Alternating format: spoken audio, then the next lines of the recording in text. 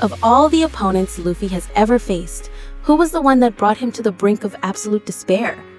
It's worth noting that the enemies who truly submerged Luffy in hopelessness weren't always the final bosses of their respective arcs.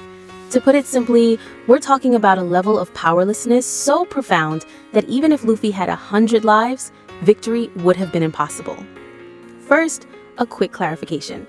We all know Luffy often has a powerful support system, but for this list, we will only consider the situation and Luffy's subjective feelings at that precise moment in time. Number 6. The Pacifista Encounter. Looking back now, a Pacifista is little more than a super soldier, but 2 years ago, they were relentless killing machines that hunted the Straw Hat Pirates and the other supernovas to the ends of the earth. At that point, the Straw Hat crew had already endured grueling battles against CP9 and 2 of the 7 warlords. The monster trio, Luffy, Zoro, and Sanji, was strong enough to handle separate fronts. Yet, when faced with a single Pacifista, the 3 had to unleash their entire arsenal, even resorting to an incredibly rare 3-person combination attack. But this was the only time the trio's combined assault failed to defeat an enemy in one blow. After taking the full force of their attack, the Pacifista simply got back up. The rest of the Straw Hats joined the fray, but their attacks proved largely ineffective.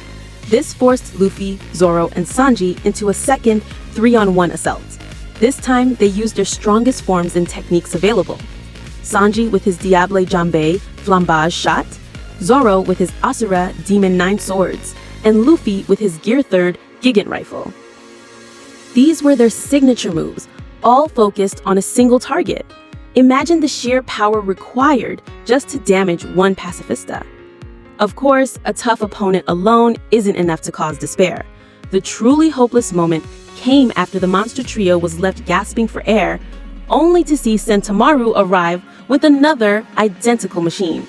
And there wasn't just one more. There were several of these impossibly durable enemies on the island. Watching this scene felt almost unfair. A mass-produced weapon that by all appearances was tougher than the final bosses of many previous arcs. The entire crew had to exhaust themselves to barely take down one. A second one would have likely spelled their complete defeat. Number 5. The Smoker Encounter. True despair is when a character appears whose powers or attributes are simply on a different plane from the protagonist at the time.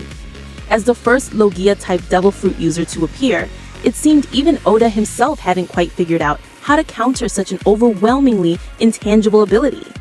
Against the Pacifista, at least the monster trio could win by combining their full strength. But fighting Smoker was a different beast entirely. When facing Crocodile, Luffy at least had an early clue that water could nullify his abilities. Against Smoker, however, Luffy was utterly helpless. Smoker could have effortlessly defeated Luffy anytime he wished, a reality that held true all the way until the Great War at Marineford.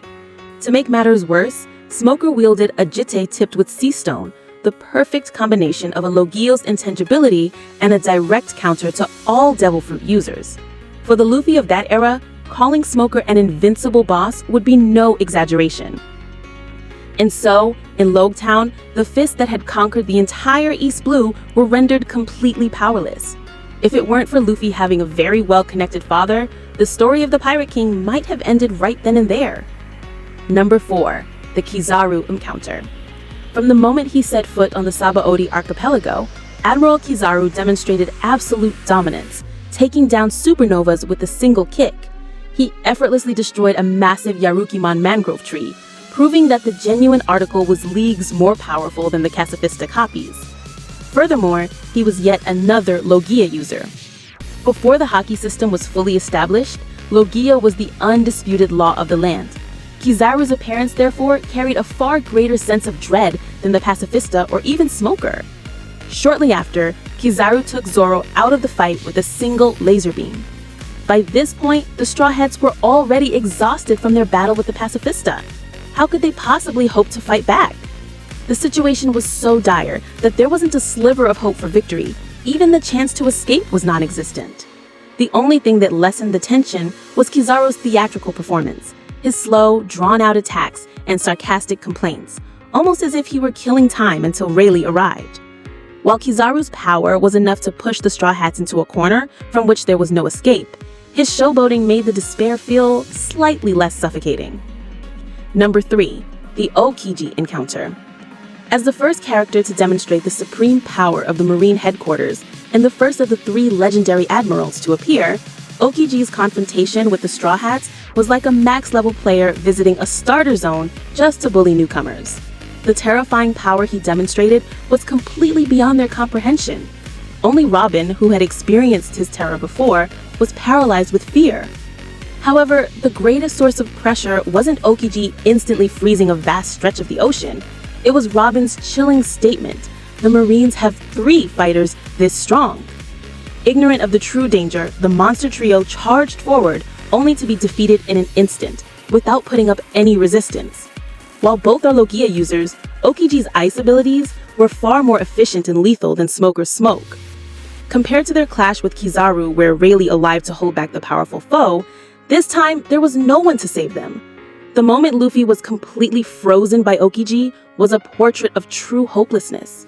A single light tap would have shattered him into 1,000 pieces, ending the journey to become Pirate King. Ultimately, Aokiji spared his life, claiming it was to repay the Straw Hats for defeating Crocodile. But the unspoken truth was that Luffy's strength wasn't enough. His family connections, namely the special relationship between Garp and Aokiji, were what saved him.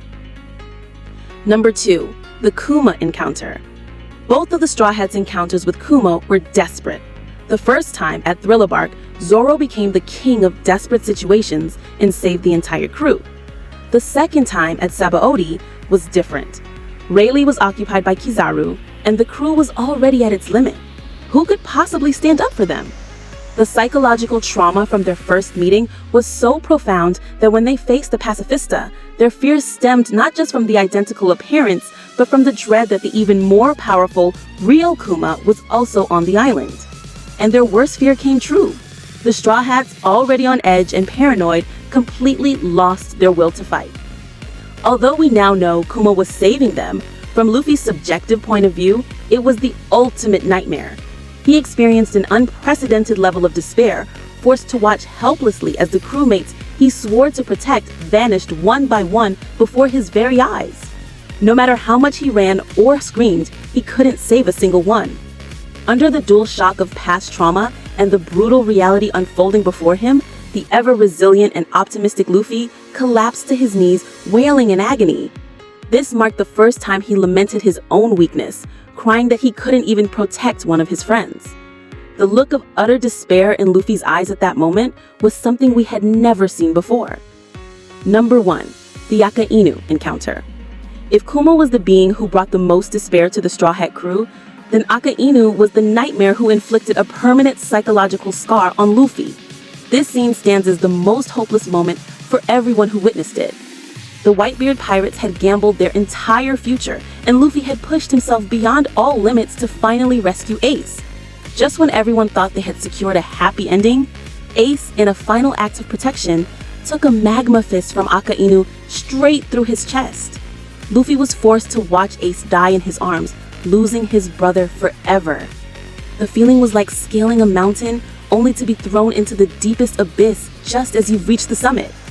When Luffy faced Kuma, his eyes were filled with despair. But this time, the despair was so absolute that there was no expression left at all. His mind simply shut down from the overwhelming trauma. Despair doesn't get deeper than that. This event plunged Luffy into darkness for a long time. In the aftermath of the war, he was so broken and lost that he nearly gave up on everything. Losing his crew at Sabaody and losing his brother at Marineford, these were the 2 events that brought the unstoppable Monkey D. Luffy to a state of unprecedented despair. In truth, neither of these arcs had a traditional final boss, because these enemies were simply not opponents Luffy could have possibly defeated at the time. It was as if Kuma was sending Luffy a silent message.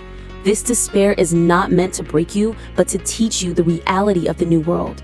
It's too soon for you now. Go and become stronger, for you are the one who will bring the dawn to this world. However, the loss Kuma inflicted was a temporary illusion. The loss that Akainu inflicted upon Luffy was a brutally and eternally real one.